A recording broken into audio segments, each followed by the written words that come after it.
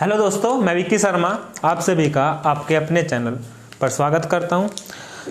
जैसे कि आप जानते हैं कि भाई हमने जो है क्लासेस चलाई हुई हैं आर्टिकल्स की, तो उसी में नेक्स्ट कड़ी आपकी जो नेक्स्ट वीडियो है उसमें बढ़िए आप उसकी तरफ। और आपको पता है कि भाई जो आर्टिकल्स हैं वो आपके चला हुआ है डेफिनेट आर्टिकल। डेफिनेट आर्टिकल कौन सा? The.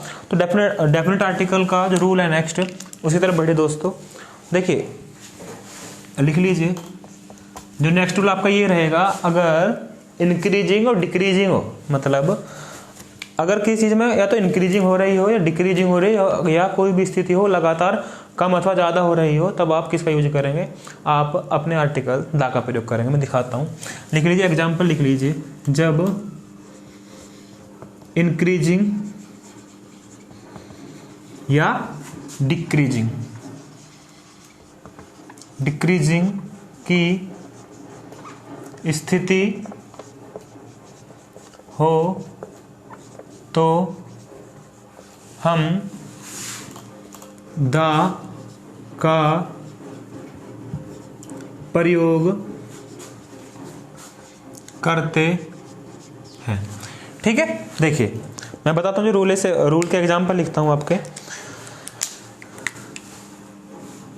The higher you go, the cooler you will feel। और देखिए example, the more you earn,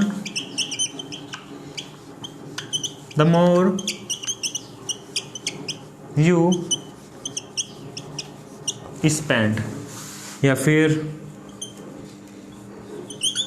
the harder you work, the higher you get marks। ठीक है फ्रेंड्स, देखिए मैंने बताया आपसे कि भाई सिचुएशन जब इंक्रीजिंग और डिक्रीजिंग की हो, देखिए इंक्रीजिंग हो रही है या फिर डिक्रीजिंग हो रही हो, तो हम क्या करेंगे? सिचुएशन जब एक जैसी बन रही हो तो आप क्या करेंगे? आर्टिकल द का प्रयोग दोनों के दोनों एडजेक्टिव से पहले आप करेंगे। ठीक है, मैं दिखाता हूं। देखिए, as you know that there are 3 forms of adjectives, okay, positive, comparative and superlative. Here we are using comparative adjective. देखिए यहाँ पे हायर है और यहाँ पर कूलर है। देखिए हायर और कूलर, जितना ऊपर आप जाओगे उतना ही ठंडा आपको फील होगा। ठीक है, सिचुएशन बनी हुई है किसकी? एडजेक्टिव की, हायर की और कूलर की। नेक्स्ट देखिए फिर, the more you earn the more you spend. आप जितना कमाओगे उतना ही खर्च करोगे। देखिए यहाँ पर आपकी कंपैरेटिव डिग्री है दोस्तों, उन सबसे पहले द का प्रयोग। यहाँ भी देखिए कंपैरेटिव डिग्री है, यहाँ भी आपका द का प्रयोग। देखिए harder you work the higher you get marks. Higher comparative degree और हार्डर कंपैरेटिव डिग्री, इन दोनों से पहले मैंने किसका प्रयोग किया दोस्तों? द का प्रयोग किया। ठीक है, चलिए अब आगे बढ़ते हैं। जो नेक्स्ट रूल है आपका, देखिए जो नेक्स्ट रूल है दोस्तों आपका, नेक्स्ट रूल है आपका, नॉर्मली आप द का प्रयोग पता है कहाँ करते हैं? वहाँ पे करते हैं आप द का प्रयोग। जैसे मान लीजिए कोई वस्तु है, ठीक है, वो जब फर्स्ट टाइम आएगी तो हम यूज करते हैं ए का। ठीक है, पर जैसे वो नेक्स्ट टाइम उसी स्थिति में आए तो हम द का प्रयोग कर सकते हैं। वही सिचुएशन जब हो हमारे सामने तो दोस्तों हम द का प्रयोग करेंगे। लिखिए, मैं बोलता हूँ, रूल लिख देता हूँ। द का प्रयोग उस वस्तु के नाम से पूर्व भी करते हैं जिसका उपयोग पहले किया जा चुका हो। ठीक है, देखिए मैं एग्जांपल लिखता हूं आपके। I went to market. There I purchased a book, the book was best seller and, अगर देखिए, या फिर the book was written by Chetan Bhagat. देखिए दोस्तों, मैं जो आपसे कहना चाह रहा था, मैं ये कहना चाह रहा था आपसे कि भाई कोई वस्तु है अगर फर्स्ट टाइम आई, ठीक है, अगर उसका वाक्यों में जिक्र फर्स्ट टाइम हुआ है, उसके बारे में प्रथम बार बातें कर रहे हैं, तब आप किस चीज़ का प्रयोग करेंगे? तब आप दोस्तों प्रयोग करेंगे ए का। किसे प्रयोग करेंगे? ए का, क्योंकि तब तक वो वस्तु, वह आर्टिकल आपका क्या है, वो इंडेफिनिट है, आप उसके बारे में नहीं जानते हो। जिसके बारे में आप नहीं जानते हो, जो इंडेफिनिट हो, उससे पहले आप यूज करेंगे ए और an. As you know that a and an are indefinite articles. तो देखिए यहाँ आई वेंट टू मार्केट, मैं मार्केट गया, there I purchased a book. देखिए बुक के बारे में कुछ ज़्यादा नहीं जानता, और यहाँ पर देखिए मैंने जो बुक आपका नाउन है, इसे जस्ट पहले मैंने प्रयोग किया दोस्तों किसका? ए का। अब देखिए बुक हमारे लिए फैमिलियर है, अब हमारे लिए परिचित है। जैसे ही बुक अगले नेक्स्ट टाइम आएगी, तब हम दा का प्रयोग करेंगे। किसका प्रयोग करेंगे? दा का। देखिए the book was best seller. देखिए जैसे ही बुक नेक्स्ट टाइम आई, आई यूज्ड द, मैंने तुरंत दा का प्रयोग किया बुक से पहले। और देखिए the book was written by Chetan Bhagat. Book दोबारा से आई, तो फिर हमने दोबारा से प्रयोग किसका किया दोस्तों? दा का किया। किसका किया प्रयोग दोस्तों? दा का किया। ठीक है, चलिए नेक्स्ट रूल की तरफ बढ़े दोस्तों। जो नेक्स्ट रूल है आपका, देखिए दा का प्रयोग आप जो सिनेमा घर है, होटल है और संग्रहालय म्यूजियम्स हैं, उन सभी से पहले आप क्या करेंगे दोस्तों? दा का प्रयोग करेंगे। ठीक है, लिखिए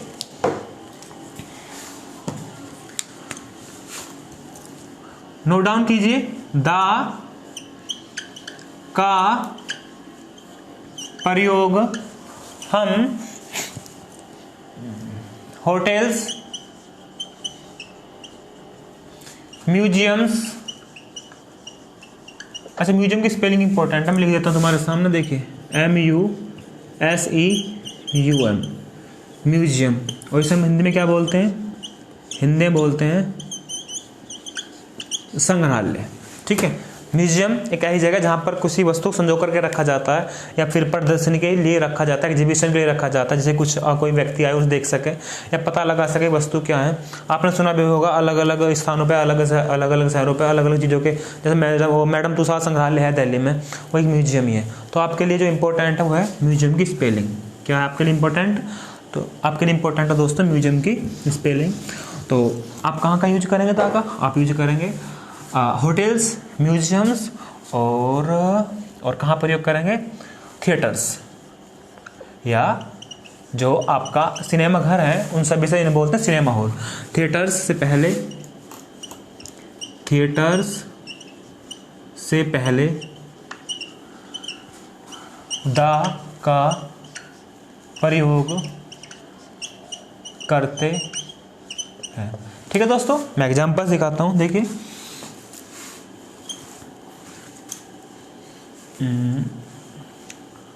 all of us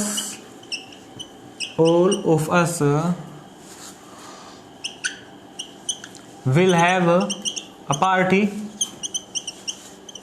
in the Uday Palace. Uday palace. Okay, मैं वो लिखता हूं, या फिर म्यूजियम्स।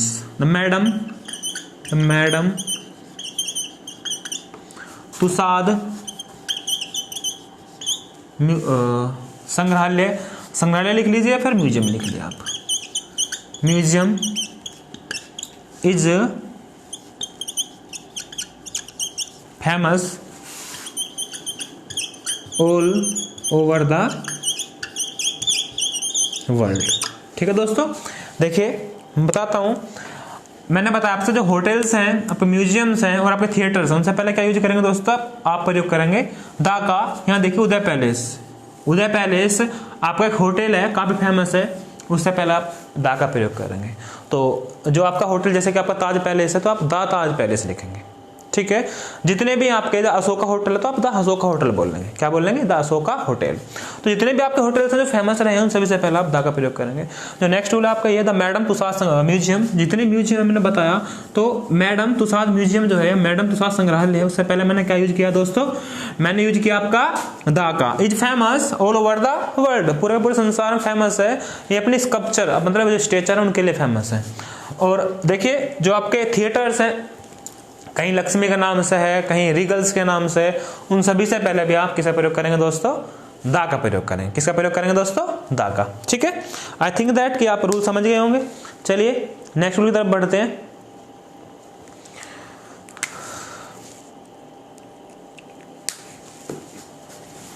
देखिए जो अगला रूल है दोस्तों आपका वो है, नॉर्मल सिचुएशन में हम जो आपके देश हैं, जो कंट्रीज हैं, उनके नाम से पहले हम दा का प्रयोग नहीं करते, ठीक है। परंतु कुछ कंट्रीज ऐसी हैं उनसे पहले हम क्या करते हैं, दा का प्रयोग करते हैं। लिख लीजिए, कुछ देशों मतलब कंट्रीज, ठीक है, के नाम से पूर्व भी दा का प्रयोग किया जा सकता है, ठीक है। कुछ कंट्रीज है, जैसे मैं लिख देता हूं, एक तो आपकी यूके, आपकी एक है दोस्तों यूएसएसआर, और एक आपकी यूएसए एटसेट्रा। तो ये तीन है आपको जो मैंने बताई। कुछ एग्जांपल्स और हो सकते हैं, उनसे पहले हम क्या करेंगे, दा का प्रयोग करेंगे। मैं एग्जांपल लिख देता हूं, द यूएसएसआर, द यूएसएसआर आप जानते हैं रशिया को बोलते हैं। 1991 से पहले, 1991 में इसका वो हुआ था विघटन, तो उससे पहले यूएसएसआर बोलते थे, बाद में डिवाइड हो गए थे, ठीक है दोस्तों। तो the USSR was divided in 1991। तो यूएसएसआर उससे पहले मैंने क्या यूज किया, दा का। या फिर देखिए, the USA is a group of countries and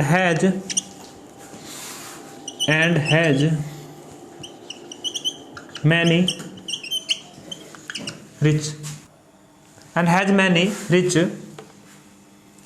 in them, ठीक है।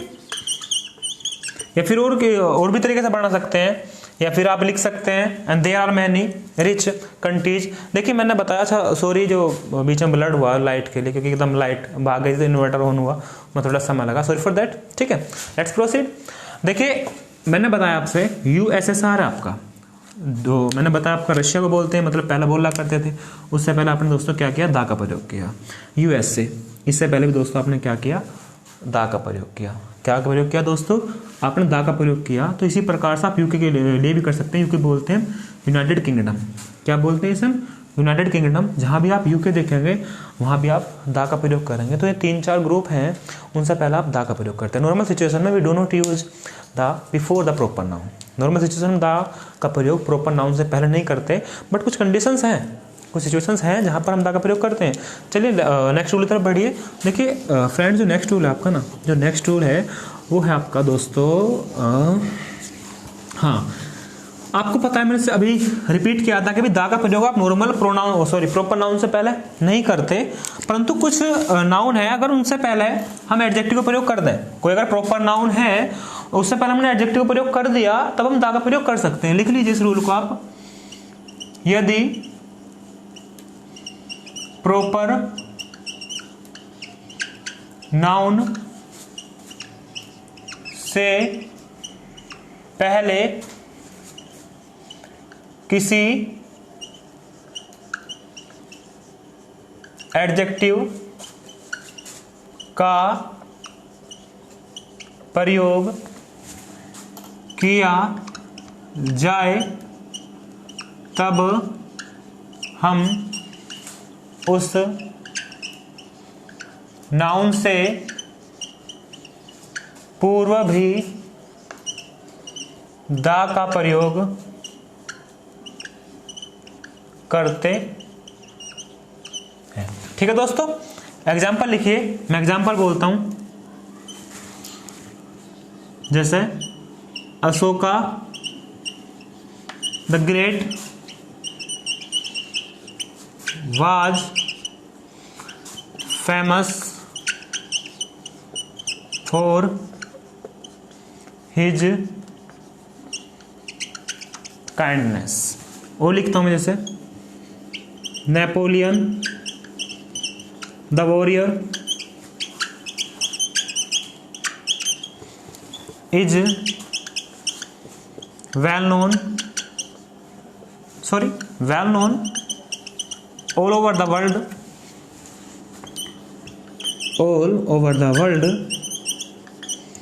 for his valor। और दिखाता हूं, हाँ, महाराणा प्रताप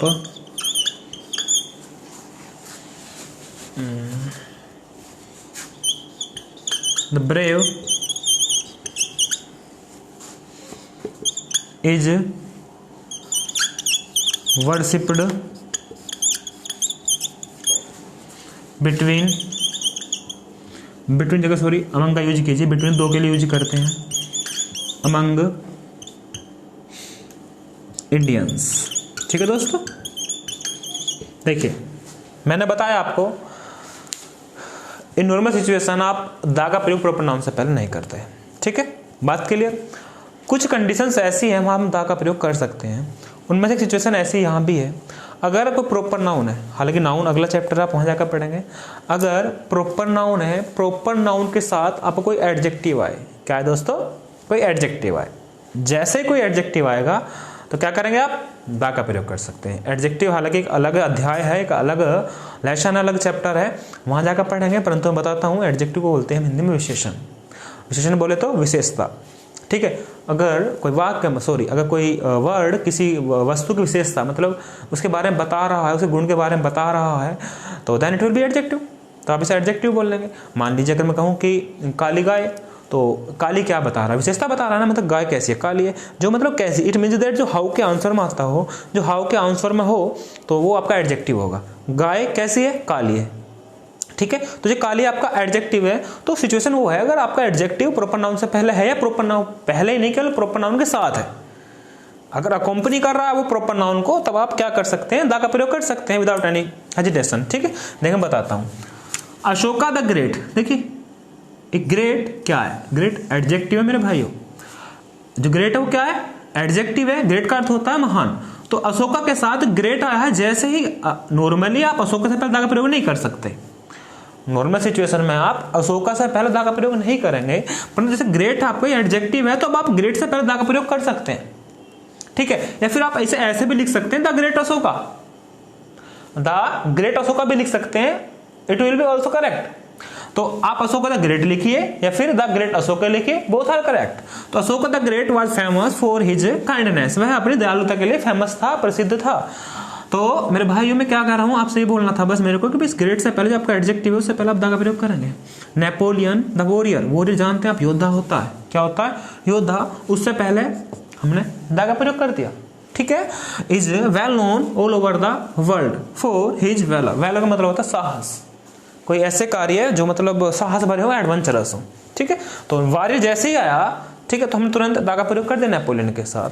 नेक्स्ट है Maharana Pratap the brave, brave क्या होता है आपका ब्रेव होता है एक साहसी व्यक्ति, एक बोल्ड व्यक्ति जो किसी मतलब एडवेंचर, जो साहस भरे कार्य है उन्हें करने से न डरता हो, तब हम उसे ब्रेव बोलते हैं, बहादुर बोलते हैं। तो उससे पहले मैंने क्या किया, दा का प्रयोग किया। Is worshipped among Indians, worshipped का अर्थ होता है पूज्य या पूजनीय। तो जो महाराणा प्रताप है, जो महाराणा प्रताप वीर थे, वो हमारे बीच में, हम इंडियंस, हम भारतीय के बीच में पूजनीय है। ठीक है, आशा करता हूँ कि रूल्स क्लियर हुए होंगे, और कोई रूल में प्रॉब्लम बनी हो, कोई समस्या हो तो आप व्हाट्सएप कर भेजिए या फिर आप कमेंट में करिए। और हाँ दोस्तों, आप वीडियो भी शेयर कर दिया करें। ठीक है, thanks, have a nice day, bye.